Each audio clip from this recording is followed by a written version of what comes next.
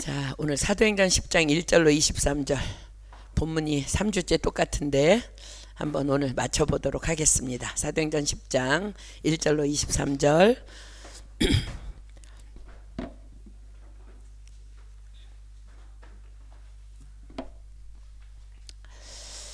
사도행전 10장 1절로 23절 다 펴셨으면 제가 한 절 읽고 여러분들 한 절 읽고 우리 교독할게요.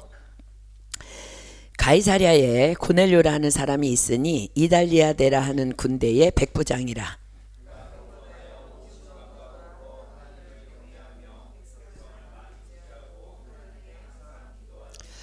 하루는 이제 9시쯤 되어 환상 중에 밝히 봄에 하나님의 사자가 들어와 가로되 고넬료야 하니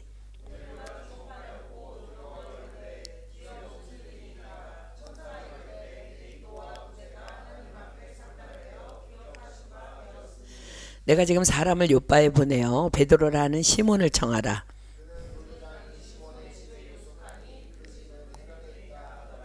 마침 말하던 천사가 떠나매 고넬료가 집 하나인 둘과 종졸 가운데 경건한 사람 하나를 불러 이튿날 저희가 행하여 성에 가까이 갔을 그때에 베드로가 기도하려고 지붕에 올라가니 시간은 제 6시더라.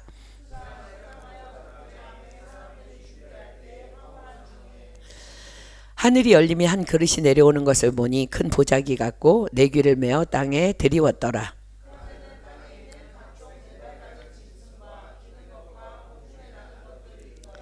또 소리가 있으되 베드로야 일어나 잡아먹으라 하거늘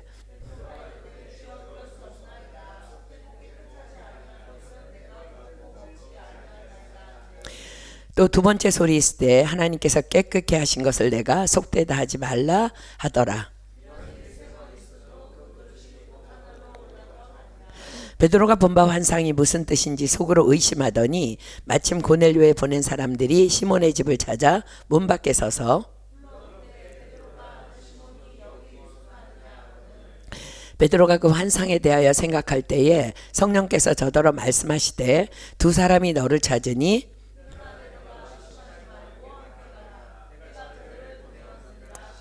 베드로가 내려가 그 사람들을 보고 가로되 내가 곧 너희의 찾는 사람이니 너희가 무슨 일로 왔느냐.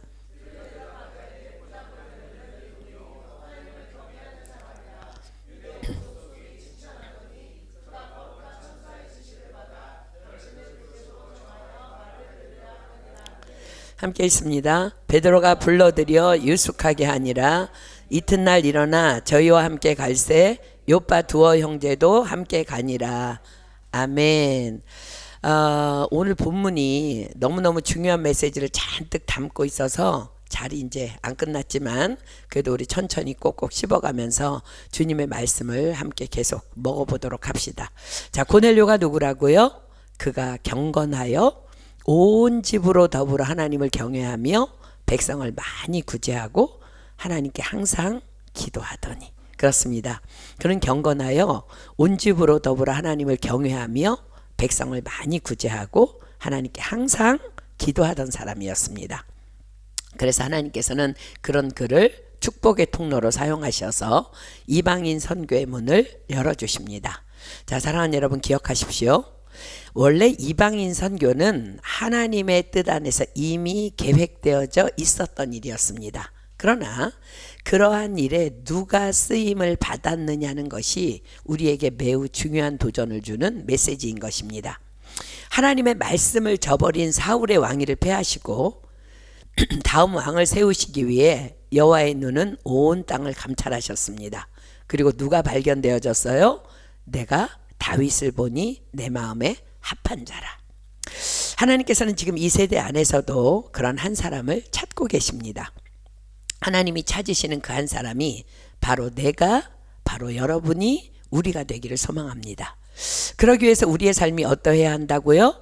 고넬료처럼 경건하여 온 집으로 더불어 여호와를 경외하며 백성을 많이 구제하고 하나님께 항상 기도하는 삶. 자, 이런 삶의 기초 영성이 뭐라고요? 성실. 히브리어로 톰이죠. 톰이 뭐라고요? 여러 사람과 함께 있을 때나 홀로 있을 때나 동일한 모습의 삶을 사는 것. 지금 한국 땅에서는 마치 고넬료와 같은 한 사람인 부산의 한 교회를 담임하고 계신 한 분 목사님을 일으키셔서 12.7 한국교회 200만 연합예배 및 큰 기도회를 한창 준비하고 있습니다. 자, 우리 교회도 이제 함께 기도하고 있는데 여러분의 이해를 돕기 위해서 이 일의 시작과 이 일의 중요성에 대해서 좀 오늘 나누기를 원합니다. 지난 7월 18일 한국 대법원에서 동성인 상대방의 커플에게도 보험 피부양권을 인정하는 판결이 내려졌습니다. 뭐가 내려졌다고요? 동성인 상대방의 커플에게 보험 피부양권을 인정하는 판결이 내려졌다는 거예요. 자, 이 일의 심각성을 알기 위해서 우리는 먼저 성경으로 돌아가서 하나님의 말씀 앞에 두려움으로 서야 합니다. 자, 로마서 1장 피겠습니다. 로마서 1장 로마서 1장 18절로 32절 볼 텐데 한 말씀 한 말씀 제가 읽을 테니까 여러분들 잘 따라오세요. 로마서 1장 18절로 32절입니다. 제가 읽습니다.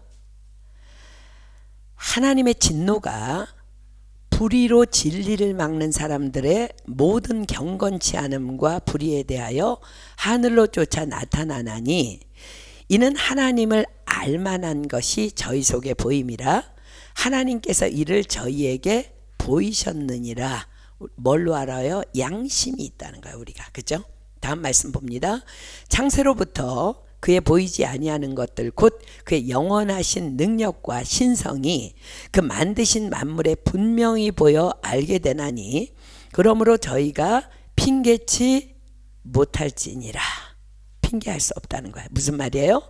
인간은 누구나 내가 지금 하고 있는 것이 선인지 악인지 안다는 거예요. 안다는 거예요. 엊그제 우리 사무엘르가요 갑자기 저에게 와서 까까가 말이 없다는 거예요.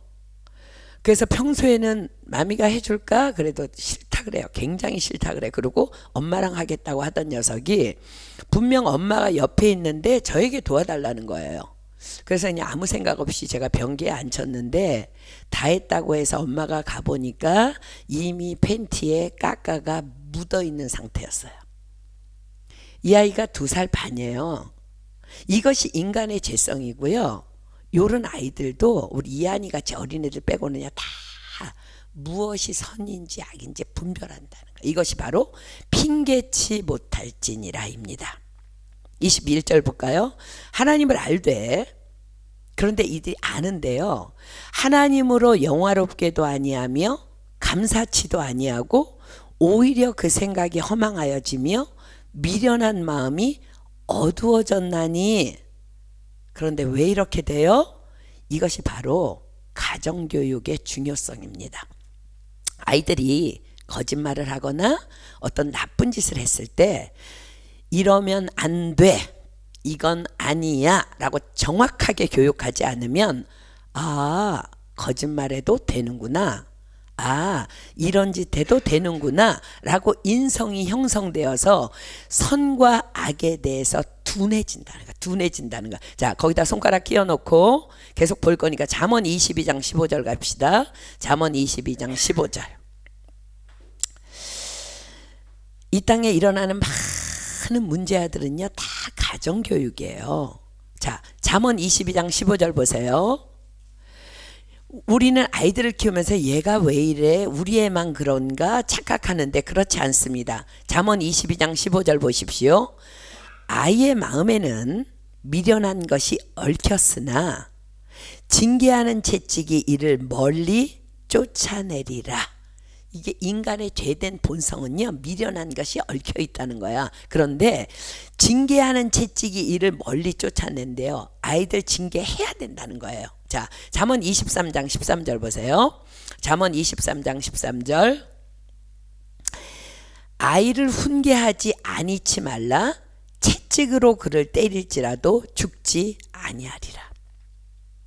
왜 아이들을 훈계하는 거예요? 왜 매를 들어가면서도 훈계해야 돼? 죽이지 않기 위해서, 그 영혼을 살리기 위해서. 잠언 5장 23절로 앞으로 갑니다. 잠언 5장 23절. 잠언 5장 23절. 이건 아이나어린이나 정말 똑같습니다. 그는 훈계를 받지 않음을 인하여 죽겠고 미련함이 많음을 인하여 혼미하게 되느니라.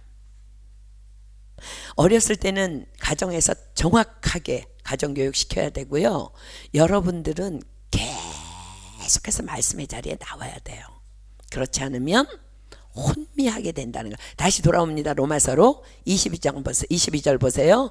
그렇게 되면요, 이게 징계 없이, 훈육 없이, 말씀 없이 그렇게 살다 보면요, 스스로 지혜 있다 하나 우준하게 되어 썩어지지 아니하는 하나님의 영광을 썩어질 사람과 금수와 버러지 형상의 우상으로 바꾸었느니라. 무슨 말인지 아세요? 짐승처럼 살게 된다는 거예요. 인간처럼 살지 아니하고 배고프면 먹고 잠자고 싶으면 아무 때나 자고 똥 싸고 싶으면 싸고 아무 여자랑 자고 싶으면 자고 짐승처럼 살게 된다는 거야. 자, 지금까지 무슨 말씀을 하려고 이렇게까지 말씀하셨는지 다음 절부터 봅니다. 24절.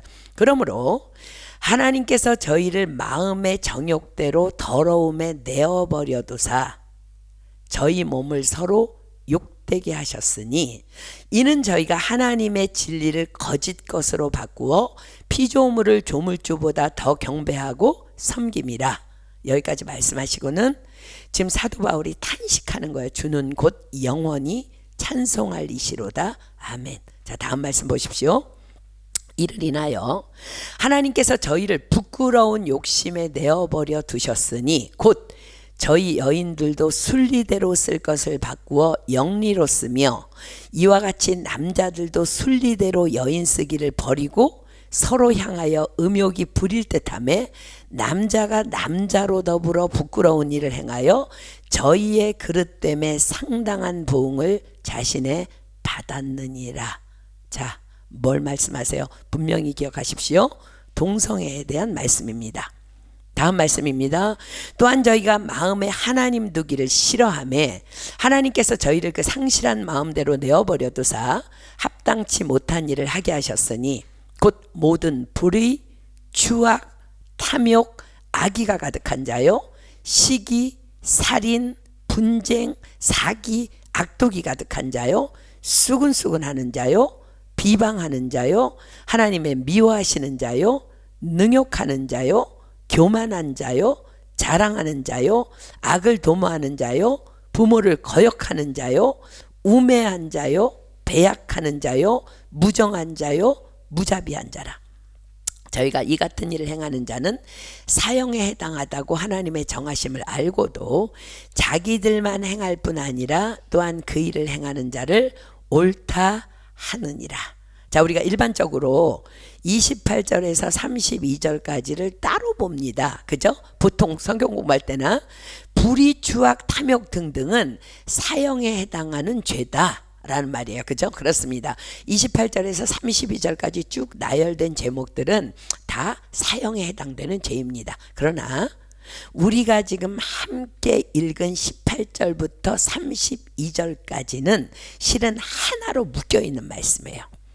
그렇기 때문에 지금 이 말씀이 뭔지 아세요? 즉 동성애자란 모든 불의, 추악, 탐욕, 악의가 가득한 자요 시기, 살인, 분쟁, 사기, 악독이 가득한 자요 수근수근하는 자요 비방하는 자요 하나님의 미워하시는 자요 능욕하는 자요 교만한 자요 자랑하는 자요 악을 도모하는 자요 부모를 거역하는 자요 우매한 자요 배약하는 자요 무정한 자요 무자비한 자라는 거예요. 그들은 게다가 지금 어떤 일까지도 자행하고 있다고요? 32절이 말씀하시죠. 저희가 이 같은 일을 행하는 자는 사형에 해당하다고 하나님의 정하심을 알고도 자기들만 행할 뿐 아니라 또한 그 일을 행하는 자를 옳다 하느니라. 이것이 바로 죄의 엄청난 영향력입니다. 그렇습니다. 주님은 일찍이 말씀하셨습니다. 레위기 20장 13절. 레위기 20장 13절. 레위기 20장 13절입니다. 레위기 20장 13절. 누구든지 여인과 교합하듯 남자와 교합하면 둘 다 가증한 일을 행함인즉 반드시 죽일지니 그 피가 자기에게로 돌아가리라. 이것을요 분명히 그들이 알고 있다는 거예요. 이건 옳지 않은 일이라는 것을 알고 있다는 거야. 그래서 함께 죽자고 물귀신 작전으로 물고 늘어지는 것입니다. 그렇다면 그들의 배후에 누가 있는 거예요? 그렇습니다. 사단입니다. 특별히 27절, 저희의 그릇 때문에 상당한 보응을 그 자신에 받았느니라, 이 말씀에 주목하십시오. 자, 그들이 받은 상당한 보응이 무엇인지 고린도전서가 대답합니다. 고린도전서 6장 9절로 10절. 고린도전서 6장 9절로 10절. 고린도전서 6장 9절로 10절. 제가 읽습니다. 불의한 자가 하나님의 나라를 유업으로 받지 못할 줄을 알지 못하느냐? 미혹을 받지 말라. 음란하는 자나 우상 숭배하는 자나 간음하는 자나 탐색하는 자나 남색하는 자, 동성애죠. 도적이나 탐남하는 자나 술 취하는 자나 후욕하는 자나 토색하는 자들은 하나님의 나라를 유업으로 받지 못하리라. 그렇습니다. 그들이 이미 받은 상당한 보응은 바로 하나님의 나라를 유업으로 받지 못하리라 입니다. 그렇습니다. 그들은 지금 지옥을 향해 가고 있다는 것입니다. 그러나 하나님은 모든 사람이 구원을 받으며 진리를 알기를 원하시기에 이 땅에 십자가로 오셨습니다. 그러므로 우리는 그들을 위해 오직 성령 받기를 기도해야 합니다. 성령님, 저들을 불쌍히 여기시어 제발 성령으로 임하여 주십시오. 왜요? 왜냐하면 죄가 죄임을 알 수 있는 길은 오직 성령으로만 가능하기 때문입니다. 자, 사랑하는 여러분, 질문합니다. 이 말씀의 절대 권위에 여러분들은 전적으로 아멘입니까?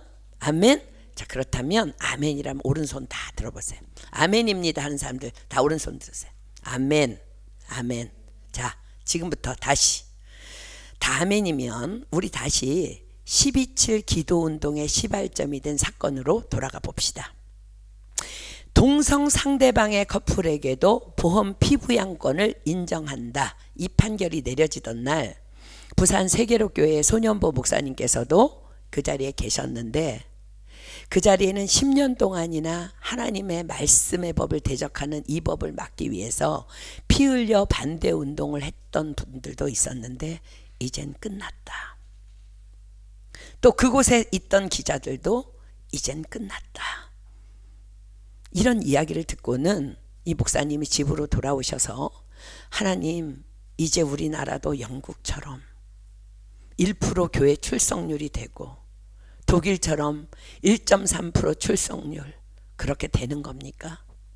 이제 우리나라도 끝난 겁니까?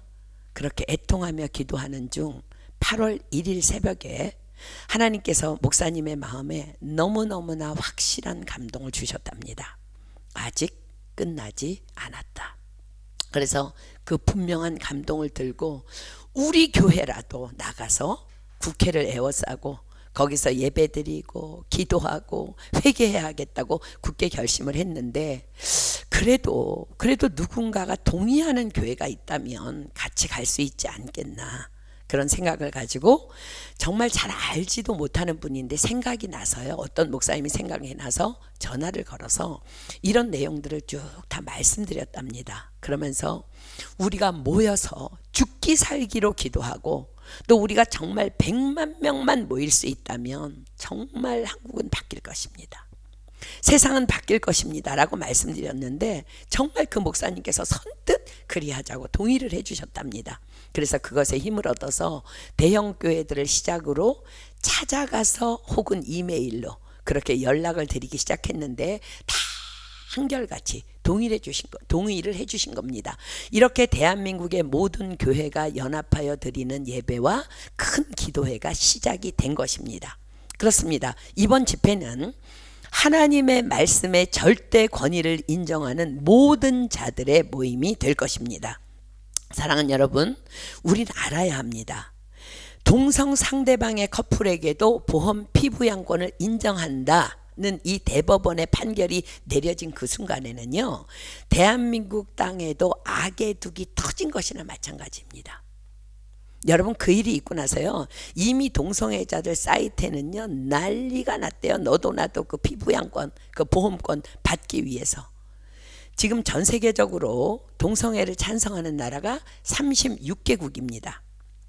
그리고 반대하고 동성애를 처벌하는 나라가 68개국이고 158개국이 반대를 하고 있습니다. 그런데 유럽연합은요, 유럽연합 가입 조건으로 차별금지법 제정을 요구하고 있기 때문에 전부 다 차별금지법이 제정이 됐고요. 또 OECD 국가들이 찬성을 하므로 우리가 느끼기에 굉장히 많은 것 같지만 실상은 그렇지는 않습니다. 그러나 이 적은 누룩의 파급력은 참으로 엄청납니다.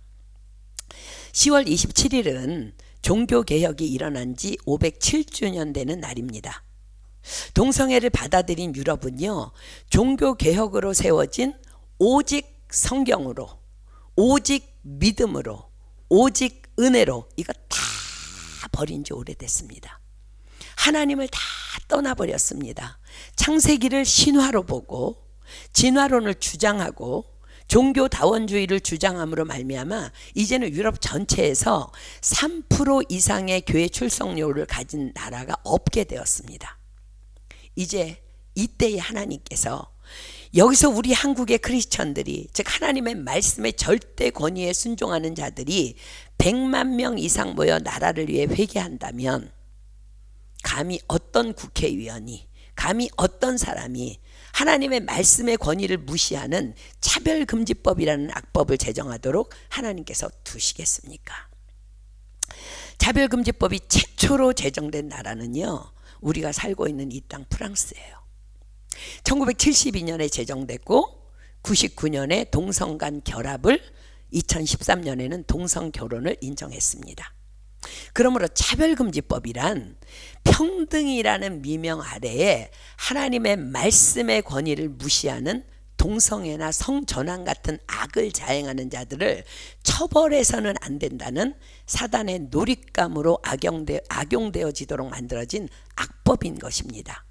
가장 최근 정보인데요, 이번 주 세계로교회 목사님께서 이제 말씀해 주신 건데, 캐나다에서 한 아버지가 자신의 13살짜리 중학생 딸이 학교에서 남성이 되는 호르몬 주사를 맞고 있다는 소문을 듣게 된 거예요. 너무 놀라서 이게 무슨 일인가 학교에 달려가 봤더니 당신의 딸이 자신이 남성이 되고 싶다고 원해서 주사를 주고 있더라고 하더라는 거예요. 그래서 무슨 말이냐, 애가 13살인데 부모의 동의도 없이 이래도 되는 거냐 하면서 딸에게 물었답니다. 그랬더니 딸이 하는 말이, 아빠, 난 남자가 되고 싶어요 하더라는 거예요. 이 아버지가 너무 어이없고 화가 나서 캐나다 어린이 병원을 상대로 소송을 걸었는데, 어이없게도 판결 내용은 부모의 동의와 상관없이 미성년자가 스스로 남성이 되기를 원하면 그리할 수 있다 라는 법원의 판결이 내려졌다는 거예요. 이제 이 아버지는요, 이 13살짜리 어린 딸에게 호소할 길밖에 없어서, 딸아, 너 왜 그러니? 라고 했는데 그 딸이 자기는 남자라고 생각하는데 왜 아빠가 나한테 딸이냐고 하냐며 이제는 아버지를 고소해서 아버지가 감옥에까지 들어가는 일이 발생했습니다. 그런 아버지에게, 이것도 뭐 캐나다도 이슈겠죠, 그죠? 기자들이 물었답니다. 아니, 법이 미성년자도 스스로가 성을 바꾸기 원한다면 그렇게 할 수 있다고 하지 않습니까? 그런데 왜 당신은 이토록 이 일을 반대하는 겁니까? 참 기자들의 질문도 황당하죠, 그죠? 그러자 그 아버지가 이렇게 말했답니다. 만약에 저 딸이 앞으로 커서 철이 들어서 나에게 묻기를, 아빠, 아무리 나라법이 그렇다 할지라도 나는 13살 어린아이였잖아요. 내 판단이 옳지 않았잖아요. 그러면 아빠가 나를 사랑한다면 막아주셨어야지요. 그런다면 내가 뭐라고 대답하겠습니까? 그때 나는 딸아, 난 최선을 다했다. 그것을 보여주고 싶어서 그렇습니다. 그래서 나는 지금도 이 일을 반대합니다. 자, 사랑하는 여러분, 우리 교회 아이들도 우리 자녀들도 다 학교 다니고 있는데, 만약 여러분의 자녀들이, 우리 자녀들이 학교에 보냈더니 딸이 남자가 되고 아들이 여자가 되어 돌아오면은 어쩌시겠습니까? 또한 딸을 딸이라 불렀다고 옥에 갇혀야 하는 일들이 발생되는 것들이 차별금지법이라는 악법의 결과물들인 것입니다. 그러나 감사하게도 우리나라에는 지금이라는 기회가 하나님으로부터 부어지었습니다.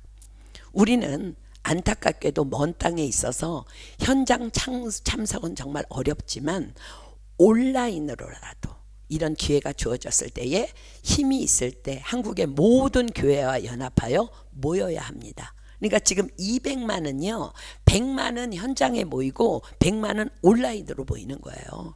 저는 우리 교회가 그날 주일이에요. 주일날 아침 한국 시간 2시면 우리 7시인데 전 다 보이기를 원해요. 모여서 함께 예배하고 그들과 함께 기도하기를 원해요. 그래서 이번 12.7 연합 예배는 500년이 지난 종교 개혁이 다시 일어나는, 반드시 그래서 다시 성경으로 돌아가는 기회가 될 줄 믿습니다. 아멘. 또한 이 시기에 맞물려서 여러분들 많은 매스컴을 통해서 봤을 텐데, 지난 주간에는 여러 가지로 정말 뒷말도 많았지만 인천 송도에서 2024 제4차 로잔 대회가 있었습니다. 로잔 대회는 1970년대에 전 세계가 자유주의 신학에 물들어가는 것을 안타까워하면서 미국의 빌리 그레함 목사님과 영국의 존 스타트 목사님이 중심이 되어서 만든 1974년 스위스 로잔에서 처음 모여 만들어진 세계 최대의 복음주의 단체입니다. 4년에 한 번씩 모이는 이 대회에서는 전 세계 기독교 지도자들이 모여서 세계 기독교의 중요한 방향을 결정합니다.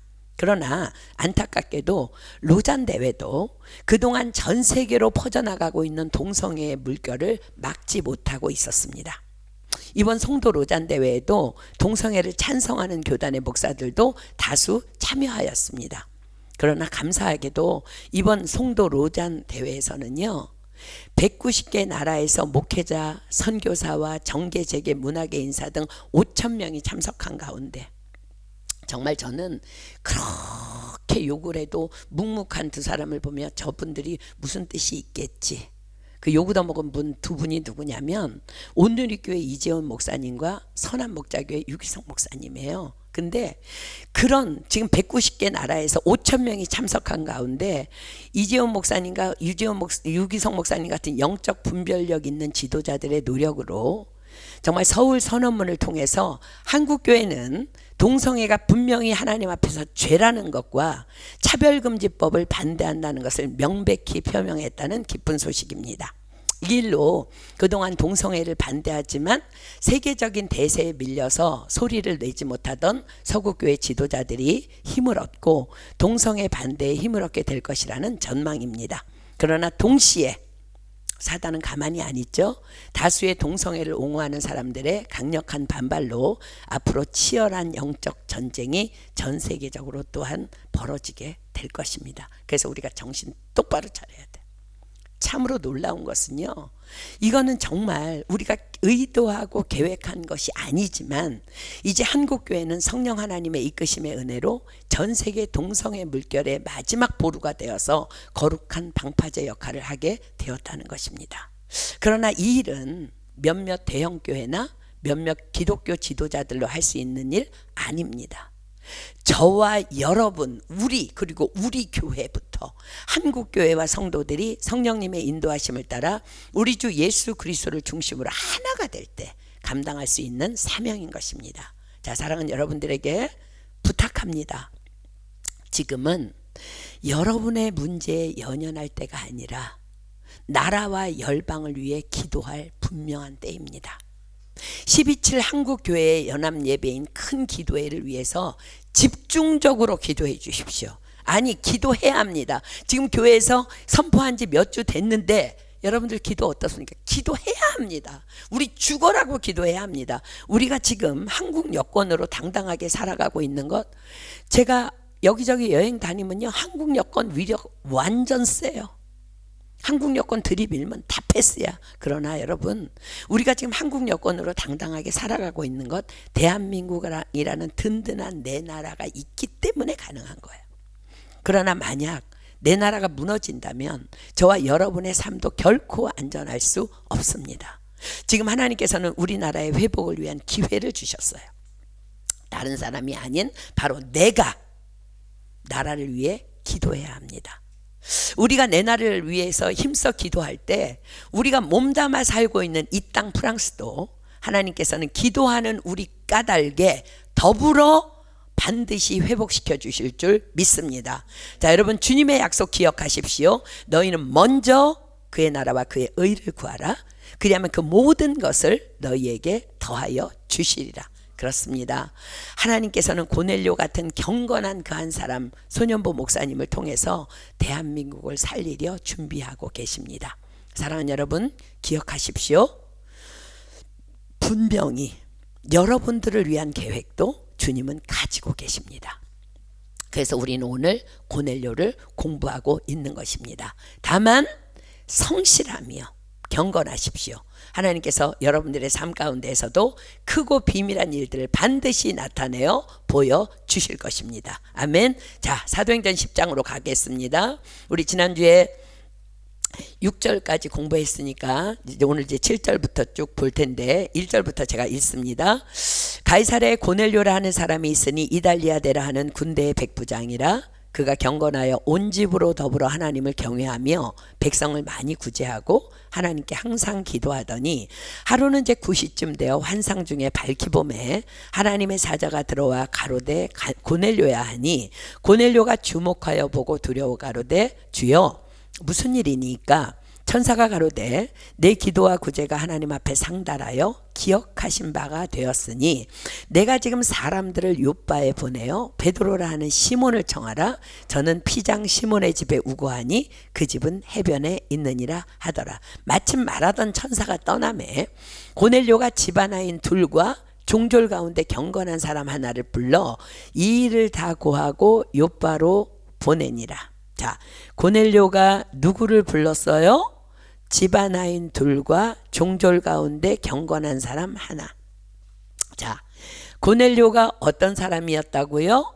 그가 경건하여 온 집으로 더불어 하나님을 경외하며. 그렇습니다. 고넬료는 기도하는 중에 천사가 환상 중에 와서 내 기도와 구제가 하나님 앞에 상달하여 기억하신 바 되었으니 내가 지금 사람들을 요바에 보내어 베드로라 하는 시몬을 청하라고 한 이러한 일에 누구를 보내라고? 내가 가야 되는 거 아니야? 누구를 보내지? 고민할 필요가 전혀 없었습니다. 왜요? 그는 온 집으로 더불어 다 함께 하나님을 경외하는 사람이었기 때문입니다. 그래서 그는 너무 자연스럽게 집안아인 둘과 자신의 부하 중에 경건한 한 사람을 불러서 이 일에 대해서 자세하게 다 말해주고 그들을 요바로 보냅니다. 그러니까 그들은 또 그의 말대로 순종해서 요바로 떠납니다. 자, 이게 무슨 말씀일까요? 자, 보십시오. 그가 경건하여 온 집으로 더불어 하나님을 경외하며, 이 말씀은 그가 경건한 삶을 사는 것을 온 집안 사람들, 즉 그의 모든 가족도, 모든 종들도, 모든 부하군인들도, 모든 그의 측근들도 다 알았다는 것을 의미하는 말이기도 합니다. 즉 그의 삶은 늘 투명한 삶이었다는 거야. 여러 사람이 있든 혼자 있든, 만약에 그가, 아니 그런 자라면 천사가 올 리도 만무하겠지만, 만약에 고넬료가 자기 혼자 경건한 척하지 가족들이나 측근들이 보기에 삶이 투명하지 못한 자였다면, 자, 투명하다는 게 뭘까? 늘 겉과 속이 같은 삶. 그래서 누군가의 입에서 혹이나 실수를 했어 내가. 그런데도 저 사람 왜 저래? 가 아니라 그는 늘 성실하고 정직한 사람이잖아. 그가 그랬다면 뭔가 사정이 있을 거야. 그렇게 늘 인정받을 수 있는 삶을 살아가는 삶이 바로 투명한 삶이라는 것입니다. 그런데 고넬료가 만약 투명하지 못한 겉과 속이 다른 삶을 살았다면 자기 종을 불러서 야, 내 얘기 들어봐. 내가 기도 시간에 기도하는데 말이야, 천사가 와서 말하기를 내 기도와 구제가 하나님 앞에 상달하여 기억하신 바가 되었으니 내가 지금 사람들을 보내어 베드로라는 시몬을 청하라 하더라. 그러니 지금 너희들 좀 요빠에 다녀와야 되겠다 하면, 지금 이분이 무슨 말씀을 하고 있는 거야? 천사가 와서 말을 했다고? 혹시 유대교로 개종하더니 그러더니 또 밤낮 없이 뭐 시간 맞춰서 기도한다 그러더니 좀 이상해진 거 아니야? 가이사랴에서 요빠가 거리가 얼만데, 편도만 50km인데, 왕복 100km면 꼬박 이틀 길인데, 그 길을 천사가 나타나서 그리 말했으니 다녀오라고? 이거 우리 신뢰해도 되는 거야? 의심할 수도 있었을 것입니다. 그러나 성경은 기록합니다. 그가 경건하여. 그렇습니다. 주님 말씀하십니다. 잠언 3장 3절로 4절입니다. 잠언 3장 3절로 4절.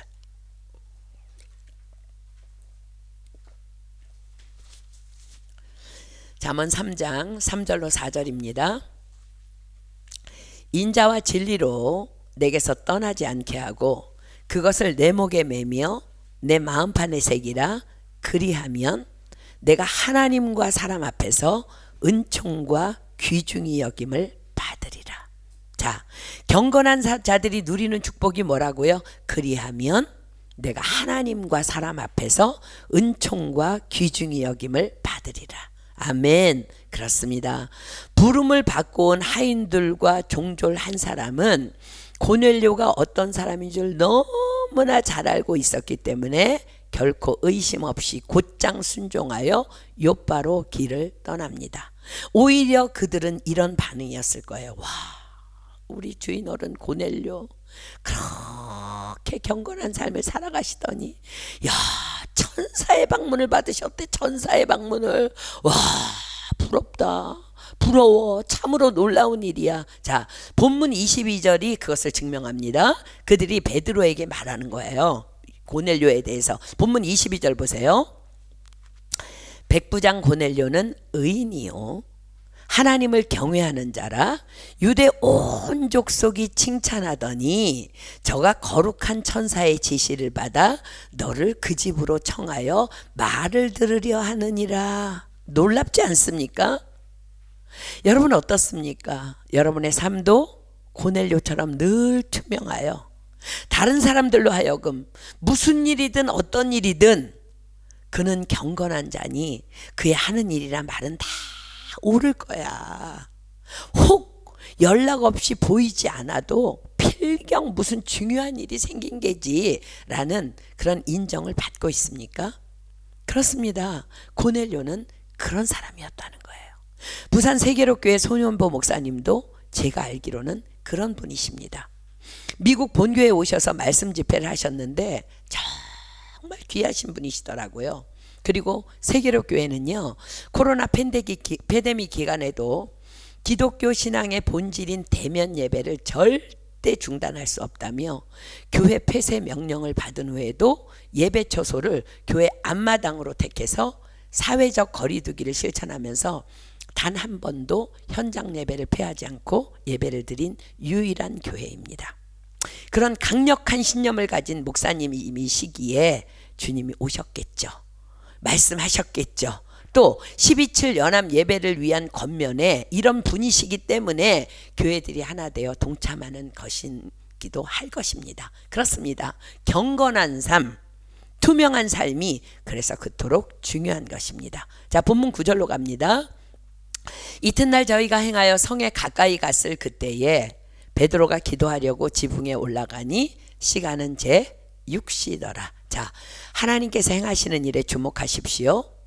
하나님께서 사용하시는 그릇은, 즉 하나님께서 사용하시는 축복의 통로는 성실하게 기도하는 사람이라는 것입니다. 자, 보십시오. 정해진 시간에 기도하던 고넬료에게 천사가 보내졌고, 또 정해진 시간에 기도하는 베드로에게 사람이 보내지고, 또 정해진 시간에 기도하는 베드로에게 동일한 응답을 주십니다. 그렇습니다. 하나님께서는 기도하는 사람은 기도하는 사람을 통하여 서로 축복과 응답을 확신하게 역사해 주신다는 것입니다. 이것이 바로 우리가 매 예배 때마다 사도신경을 통해 고백하는 성령을 믿사오며 거룩한 공회와 성도가 서로 교통하는 것을 믿습니다 입니다. 자, 고넬료가 보낸 심부름꾼들이 요빠에 도착합니다. 그리고 베드로는 그 시간에, 정해진 기도 시간이지요, 기도하러 지붕으로 올라갑니다. 이스라엘 사람들의 기도 처소는 주로 지붕이었습니다. 완벽한 하나님의 시간입니다. 자, 보세요. 제6시면 낮 12시입니다. 점심 식사 시간이기도 합니다. 자, 보십시오. 고넬료가 천사의 방문을 받은 시간은 몇 시? 제9시, 즉 오후 3시였습니다. 그리고 가이사랴와 요빠는 50km 정도의 거리로 쉬지 않고 걸어도 약 10시간 정도 소요되는 하루길입니다. 자, 그렇다면 고넬료의 심부름꾼들은 고넬료의 보냄에 결코 지체하지 아니하고 쉼없이 그 길을 갔다는 거예요. 약 오후 4시에 출발했다 해도 곧 해가 져서 어두워지게 되니 부득이 하룻밤을 자야만 합니다. 그 잠자는 시간 외에는 사명을 위해 그들은 걷고 또 걸었다는 겁니다. 그래야만 낮 12시에 도착할 수 있다는 계산이 나오기 때문입니다. 자, 사랑하는 여러분, 여러분들은 하나님의 부르심에 무엇이든 지체하지 아니하고 순종하고 있습니까? 지체하지 아니하는 것, 그것이 바로 하나님의 시간에, 하나님의 응답의 시간에 도착하는 유일한 길임을 우리는 반드시 기억해야 합니다. 내일부터 하지 뭐. 주님 아시겠죠? 제가 내일부터 할게요. 내일부터 기도도 하고요. 내일부터 뭐 사랑도 하고요. 내일부터 성경도 읽고요. 내일부터 필사도 하고요. 아니요. 우리에게 내일은 사실은 없습니다.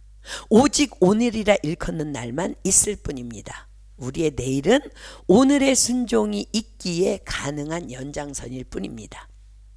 자, 고린도후서 6장 2절입니다. 고린도후서 6장 2절. 고린도후서 6장 2절.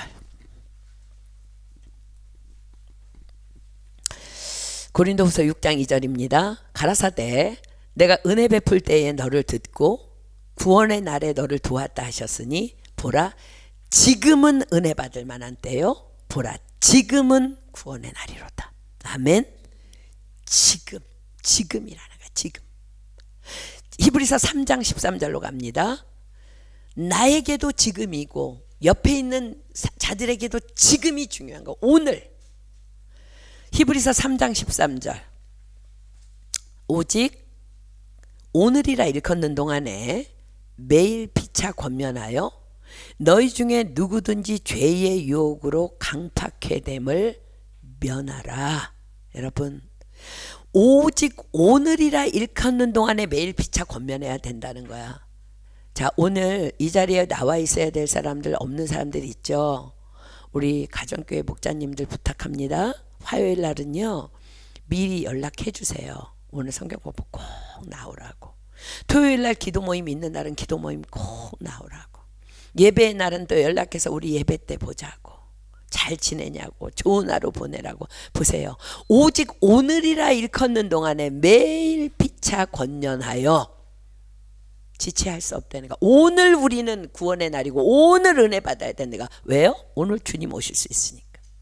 너희 중에 누구든지 죄의 유혹으로 강팍해 됨을 면하라고 말씀하십니다. 그렇습니다. 고넬료에 보낸 사람들은 내일 혹은 좀 있다가 천천히가 아니라 즉각 지체치 아니하였기에 하나님의 시간에 도착할 수 있었던 것입니다. 그렇습니다. 기도도 지금 하는 것입니다.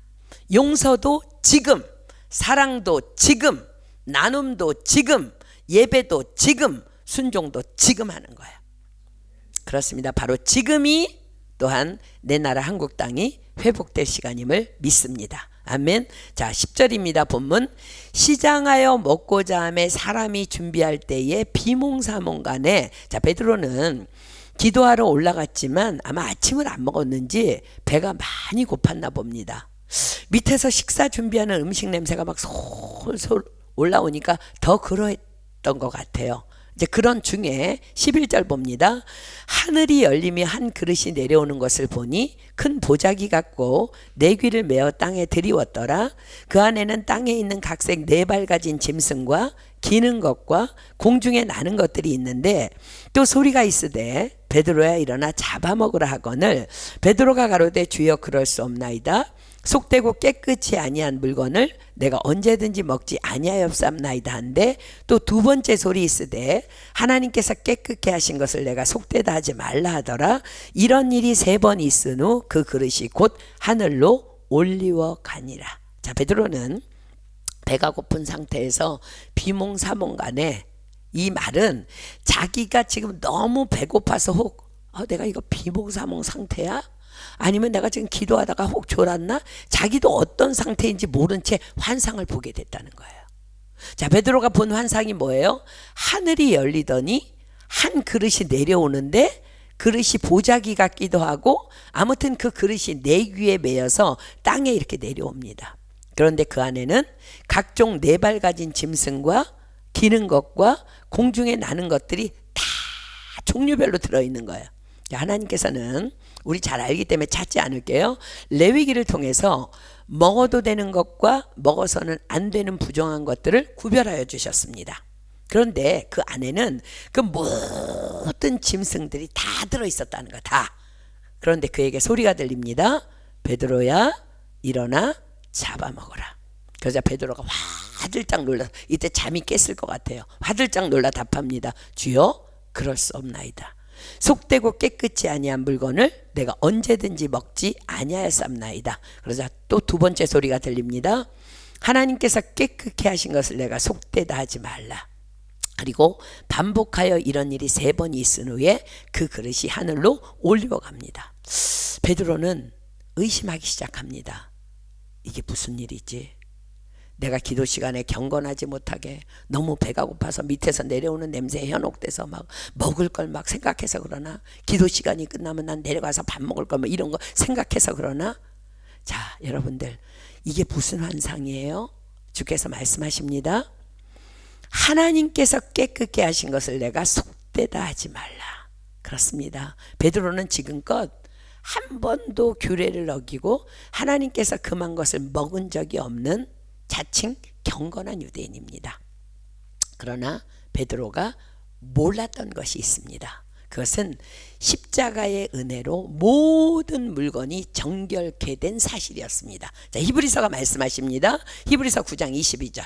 히브리서 9장 22절.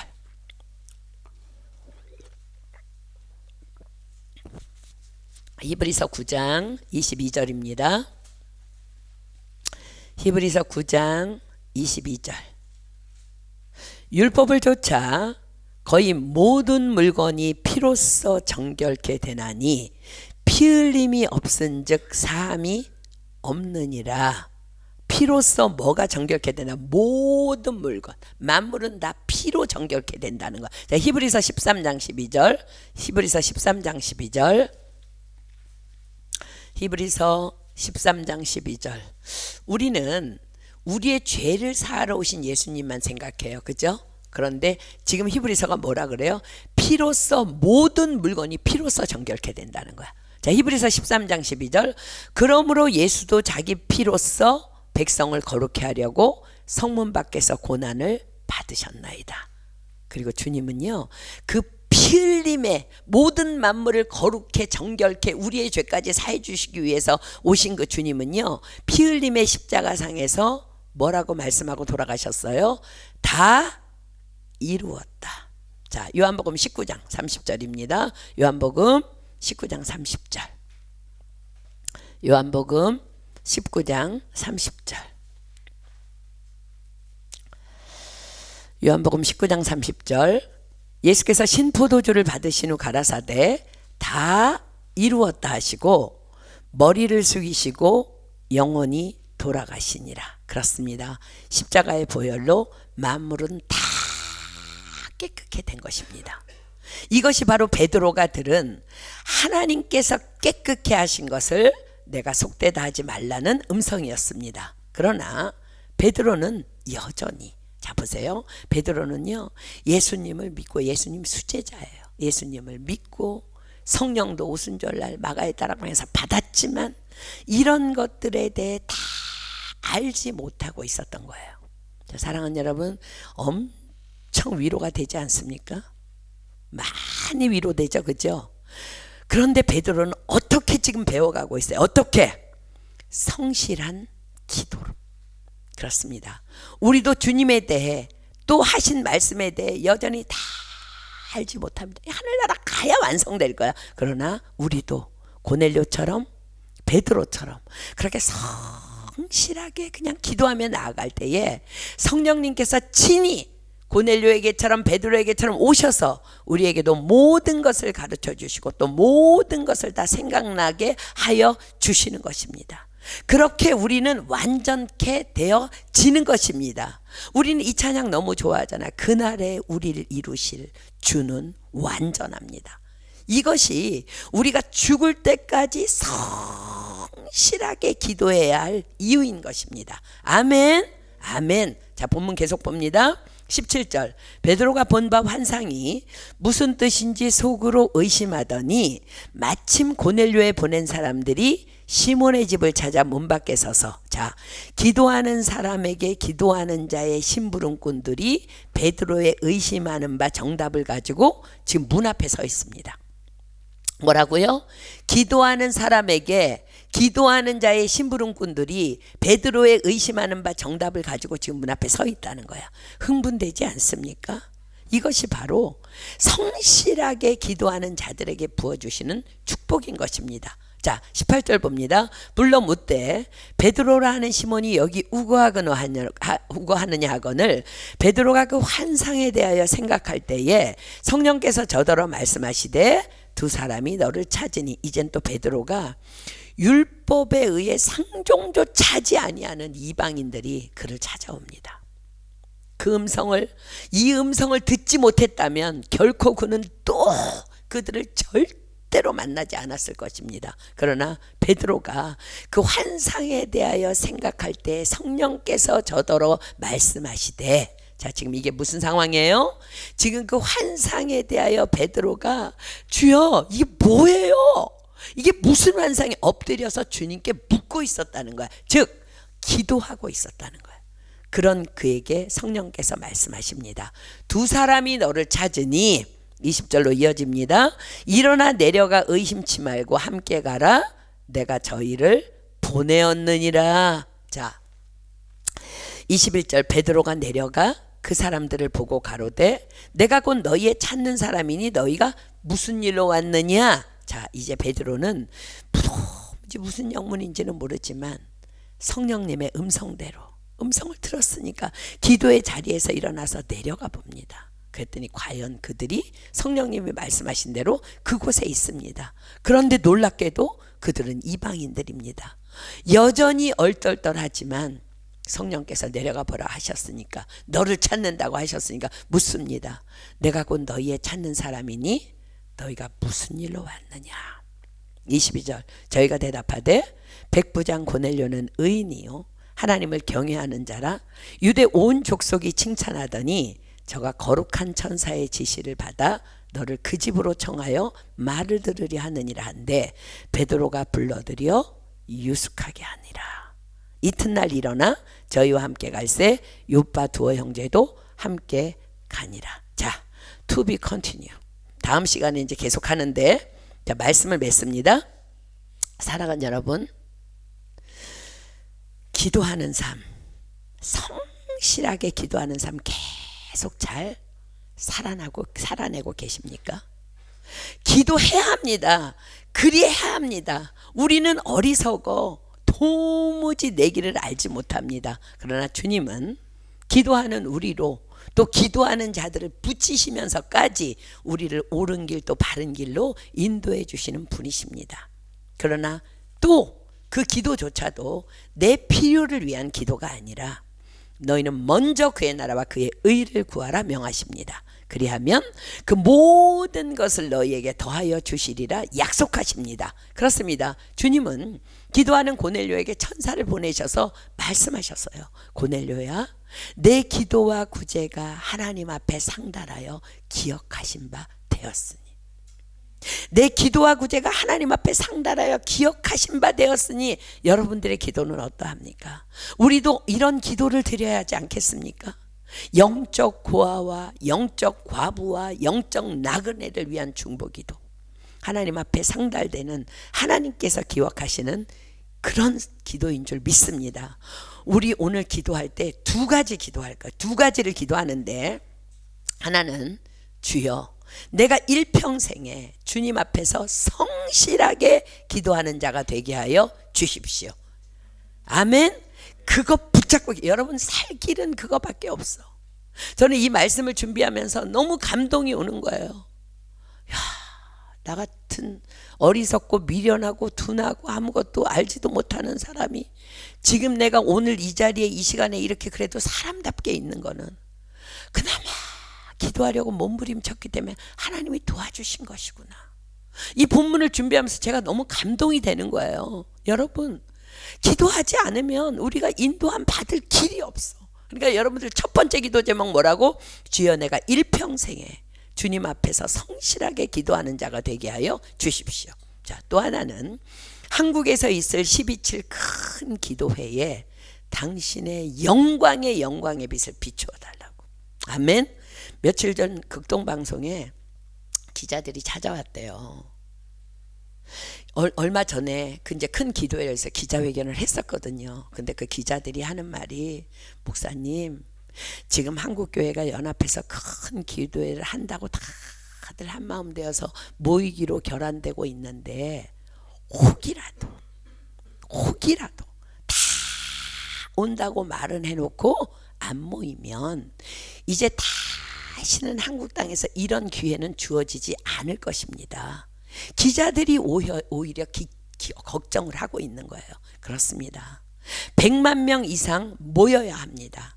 온라인으로 100만 명 이상 또 모여야 합니다. 우리도 그래서 모여야 합니다. 그래서 그 일을 위해 우리가 오늘 집중적으로 기도하자는 거예요.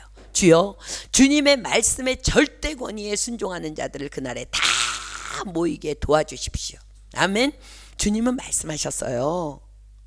그래도 이스라엘 족속이 이와 같이 자기들에게 이루어 주기를 내게 구하여야 할지라. 아멘.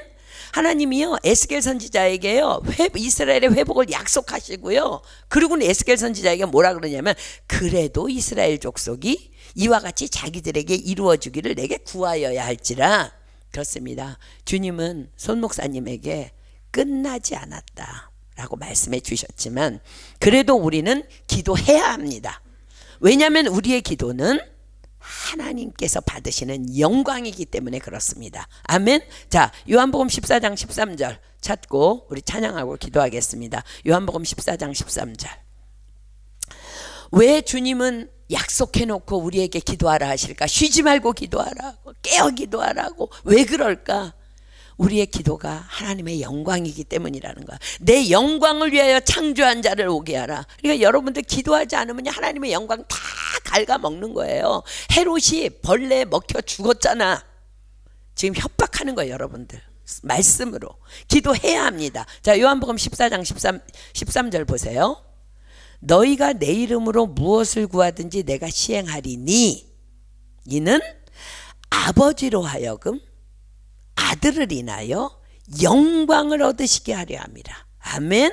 우리의 기도는 하나님의 영광이기 때문에 주님은 분명히 그날 그리 하실 것입니다. 그러나 그래도 너희는 여호와께 구하라고 하셨어요.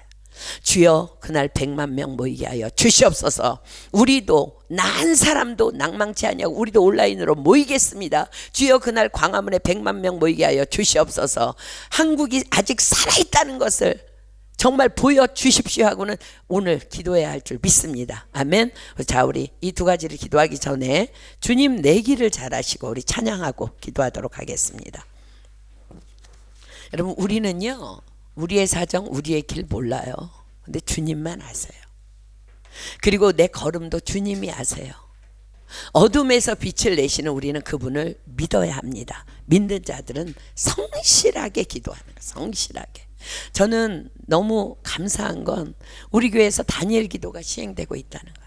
여러분들 그 시간 성실하게 지킬 때 여러분 하나님이 절대 그냥 두지 않으실 줄 믿습니다. 아멘. 우리 이 시간 믿음으로 찬양합니다.